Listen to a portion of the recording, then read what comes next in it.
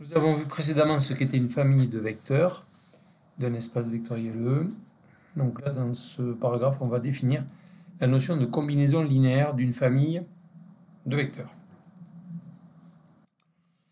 Qu'est-ce qu'une combinaison linéaire de vecteurs de f? Eh bien, c'est un vecteur qui s'écrit sous la forme alpha 1 U1 plus alpha 2 U2 plus alpha p UP. Donc comme ça, une somme de vecteurs qui sont chacun le produit d'un scalaire par un vecteur de f. Donc alpha 1, alpha 2, alpha p, ce sont des scalaires. U1, U2, UP, ce sont des vecteurs de f. Les scalaires alpha 1, alpha 2, alpha p, on les appelle les coefficients de la combinaison linéaire. Alors une combinaison linéaire, c'est toujours une somme avec un nombre fini de termes. Donc, même si la famille f n'est pas finie, c'est-à-dire même si elle est dénombrable, quand on parle de combinaison linéaire de vecteurs de f, c'est toujours une combinaison linéaire avec un nombre fini de termes. Bon, exemple, c'est pas très compliqué. Si vous prenez trois vecteurs, U1, U2, U3, qui sont dans un espace vectoriel E, si vous écrivez juste U1 tout seul, U1, ça peut se lire une fois U1, plus 0 fois U2, plus 0 fois U3. En ce sens-là, on peut dire que c'est une combinaison linéaire des vecteurs U1, U2, U3 de la famille de vecteurs U1, U2, U3. De la même manière, U1 plus U2 peut dire que c'est une fois U1 plus une fois U2 plus 0 fois U3. Et enfin, 2U1 moins un tiers de U2 plus 2U3. Alors, vous voyez que là, on a nos trois vecteurs U1, U2, U3, et on a des coefficients qui sont donc 2 moins 1 tiers 2, donc ce sont des rationnels, il y a une fraction au milieu. Donc ça ne pose pas de problème. Si E est un Q espace vectoriel, on a le droit de prendre des coefficients qui sont dans Q. Donc là encore, il faut faire attention. Toujours se dire que quand on a un espace vectoriel, il faut toujours regarder sur quel corps est cet espace vectoriel, c'est-à-dire que vaut précisément K. Donc deuxième exemple, si on a un C espace vectoriel, qu'on prend le C2, donc c'est des couples de complexes. Bon, si je prends le vecteur I fois I point, le couple I, le vecteur I, plus 1 demi fois le vecteur I0, bon, ça c'est bien une combinaison linéaire des vecteurs II et I0. Enfin, une remarque importante, le vecteur nul, on peut le considérer comme étant une combinaison linéaire de toute famille de f de vecteurs 2, puisque le vecteur nul, il s'écrit 0 fois la somme de 0 fois n'importe quel vecteur. C'est 0 fois U1 plus 0 fois U2 plus 0 fois U3, ça fait toujours le vecteur nul. Pour terminer cette notion, une notation très importante pour considérer l'ensemble des combinaisons linéaires des vecteurs de f. Donc, plutôt que de répéter à chaque fois l'ensemble des combinaisons linéaires des vecteurs de f, eh bien, on note ça vect de f. Pour l'instant, voilà ce que représente vect de f. On verra que plus tard, on va en reparler. C'est assez important.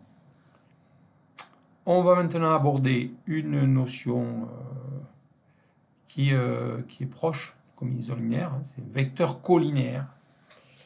C'est pas tout à fait pareil. Des vecteurs d'un même espace, K espace vectoriel E, sont dits collinéaires s'ils sont tous de la forme un scalaire fois toujours le même vecteur U.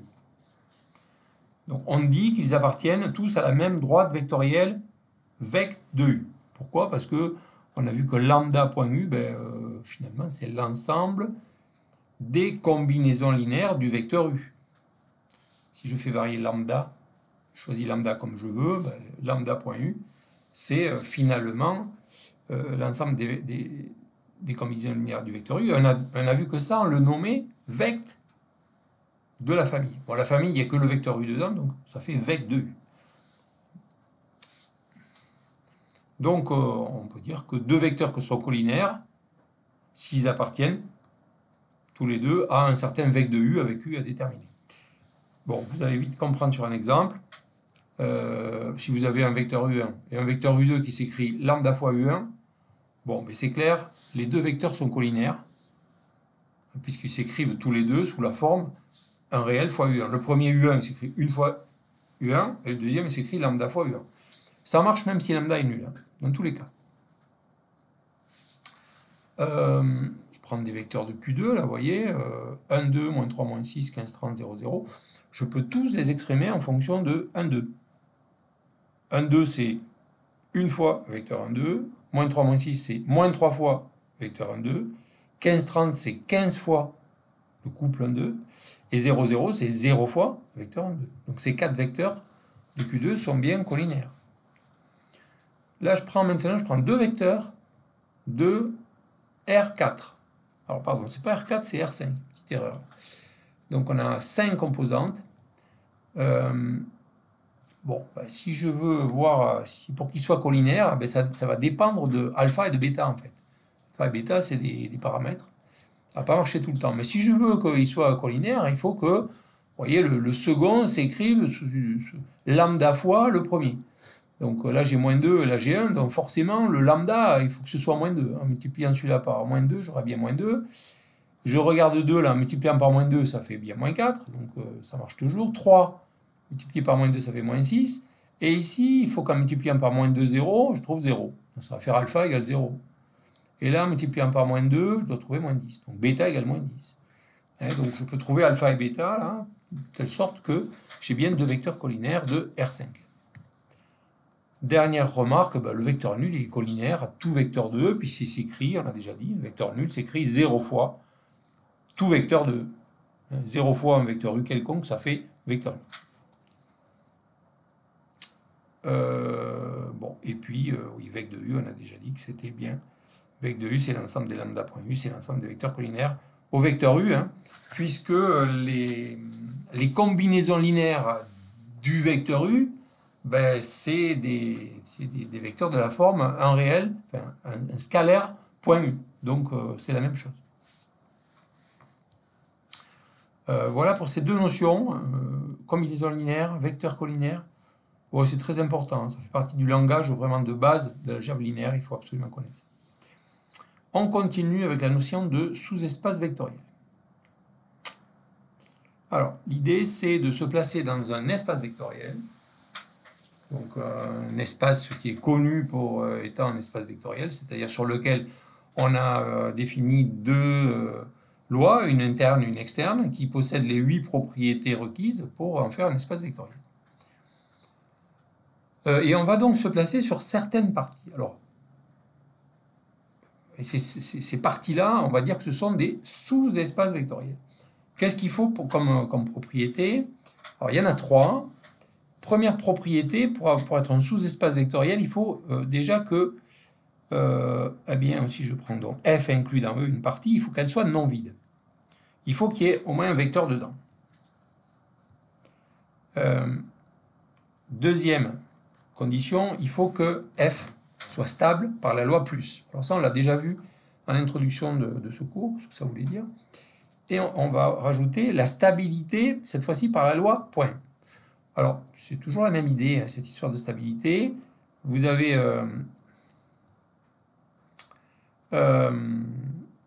stabilité, c'est si vous prenez x et y qui appartiennent à f, eh bien, il faut que la somme x plus y appartienne aussi à f. Et si vous avez x qui appartient à f et lambda qui est un scalaire, il faut que vous ayez lambda.x qui appartient à f. Donc, si on prend le vecteur de f et qu'on les fait interagir avec une des deux lois, plus ou point, on reste dans f. C'est stable. On reste toujours dans le même sous-espace vectoriel. Alors, à quoi ça sert cette définition? L'idée, c'est que, puisque f est inclus dans E, l'addition, la loi interne et la loi externe qui ont été définies dans E, elles sont aussi définies dans f, puisque f est une partie de E. Et on peut montrer, on ne va pas le faire, parce que c'est encore une fois, c'est un peu long, mais on peut montrer que si on a un sous-espace vectoriel de E, eh bien, muni de la loi interne et de la loi externe définie sur E, eh bien, on satisfait en fait aux propriétés d'un espace vectoriel. Donc c'est la propriété 3.1 qui dit, c'est structure induite d'un espace vectoriel, donc un sous-espace vectoriel, F, muni des opérations de addition et produit par un scalaire, est aussi un espace vectoriel sur K. Alors, pourquoi c'est intéressant? En fait, c'est par souci d'efficacité. Vous avez vu que pour montrer que quelque chose, pour montrer qu'un ensemble est un espace vectoriel, il y a 8 propriétés à prouver. C'est long. Pour montrer que quelque chose est un sous-espace vectoriel d'un espace vectoriel déjà connu, il y a 2 propriétés à prouver. Bon, c'est beaucoup plus efficace. Donc, si on peut, on va plutôt prouver que quelque chose est un sous-espace vectoriel d'un espace vectoriel connu qui est plus grand. Par exemple, l'ensemble des fonctions de R dans R est un espace vectoriel. L'ensemble des polynômes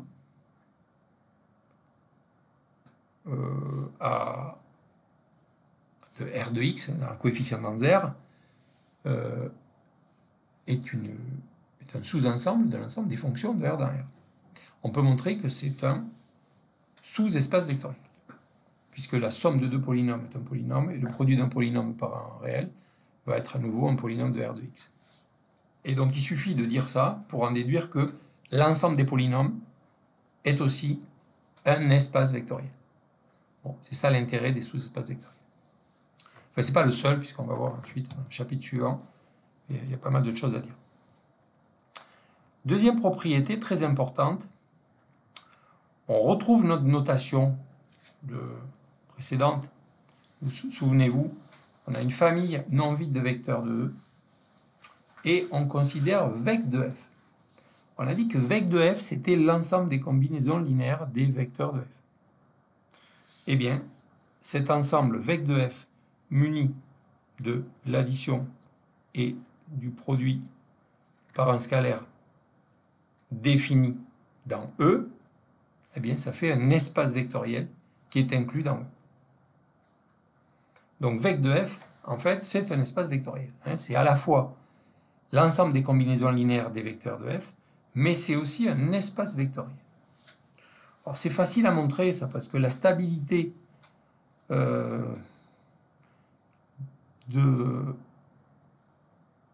la combinaison linéaire par somme et par produit par un scalaire, c'est assez évident. Si on prend 2 combinaisons linéaires et qu'on fait la somme, on obtient une nouvelle combinaison linéaire. Et si on prend une combinaison linéaire et qu'on multiplie tout ça par un réel lambda, on obtient encore une combinaison linéaire des mêmes vecteurs. Donc ces stabilités, pas difficile à prouver. Il y a une chose, alors une dernière chose, il faut faire attention, mais on vous dit f est une famille non vide. Donc ça c'est important, il faut quand même avoir une famille non vide, sinon on n'a pas de sous-espace vectoriel. Alors, exemple de sous-espace vectoriel, le singleton vecteur nul, c'est-à-dire l'ensemble constitué uniquement du vecteur nul de E. Ce truc-là, vous voyez que ça c'est non vide, puisqu'il y a le vecteur nul. Si je fais la somme de 2 éléments, j'ai pas le choix, j'ai que le vecteur nul, je fais la somme, ça fait toujours le vecteur nul. Donc c'est bien toujours dans le même... c'est bien stable. Et puis cette partie-là, elle est aussi stable par multiplication par un scalaire, parce que n'importe quel scalaire fois vecteur nul, ça fait toujours vecteur nul. Et donc, ce truc-là, le singleton vecteur nul, eh bien, c'est un sous-espace vectoriel de E. C'est même le plus petit qu'on puisse trouver. Bon, si on essaie de faire grossir cet espace vectoriel, bon, ça veut dire que on peut imaginer qu'il y a au moins un vecteur. Donc, si je suppose qu'il y a au moins un vecteur non nul, bon, eh bien, il faut que, si ce vecteur U est dans le sous-espace vectoriel, il faut que ce soit stable par la multiplication par un scalaire ou par l'addition. Donc en fait, il faut absolument qu'il y ait tous les vecteurs de la forme alpha.u avec alpha qui appartient à K. Donc en fait, ça, là, ce vec de U, l'ensemble des alpha.u avec alpha qui appartient à K, bon, on l'a déjà rencontré. c'est ce qu'on appelle une droite vectorielle dirigée par le vecteur U. C'est un espace vectoriel. C'est l'espace vectoriel vec de U, avec U ici qui est non nul. Si U était nul, ça ferait le vecteur nul, hein, ce ne serait pas une droite vectorielle, il n'y aurait que le vecteur nul. Si U n'est pas nul, eh bien, ça fait une droite vectorielle. On recommence, et si on prend deux vecteurs, et cette fois-ci deux vecteurs qui ne sont pas collinaires, c'est-à-dire que je ne peux pas écrire U sous la forme lambda V. Hein, ils sont vraiment... on peut revenir à la visualisation géométrique de U et de V dans le plan. Hein, vous avez U et V qui ne sont pas parallèles. Hein, c'est ça que ça veut dire. Bon, je ne peux pas exprimer U en fonction de V. Du coup, ben, l'ensemble des combinaisons linéaires de U et de V, ben, ça va s'écrire alpha U plus bêta V. Bon, mais ça, c'est un espace vectoriel. Ça s'appelle un plan vectoriel. Ce truc-là. Bon, et ensuite, à l'autre bout, hein, on est parti de l'espace vectoriel le plus petit, eh bien, le plus grand, eh ben, ça sera l'espace tout entier.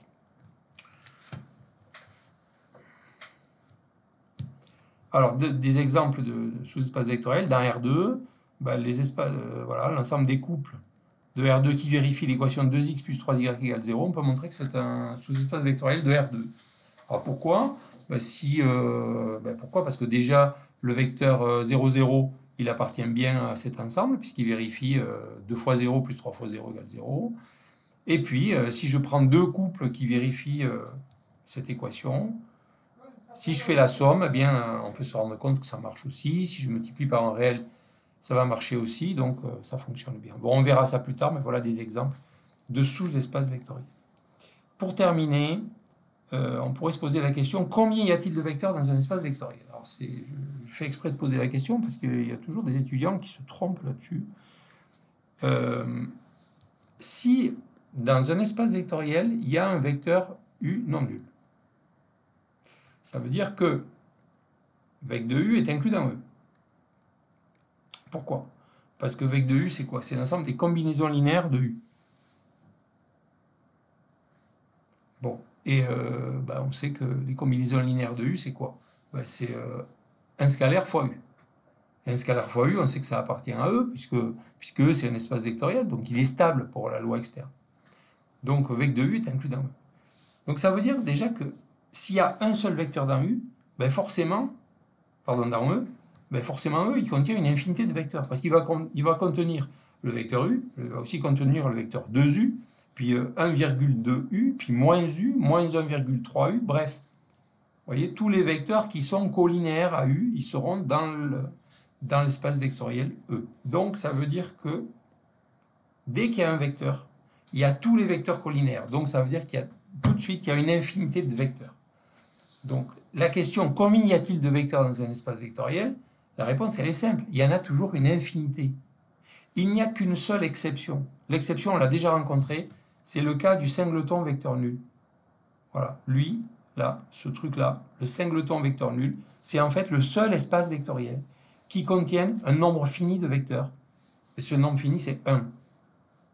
Ok? Donc, on l'appelle l'espace vectoriel trivial. Donc vous avez un seul espace vectoriel qui contient un nombre fini de vecteurs. Précisément, il contient un seul vecteur, c'est le vecteur nul.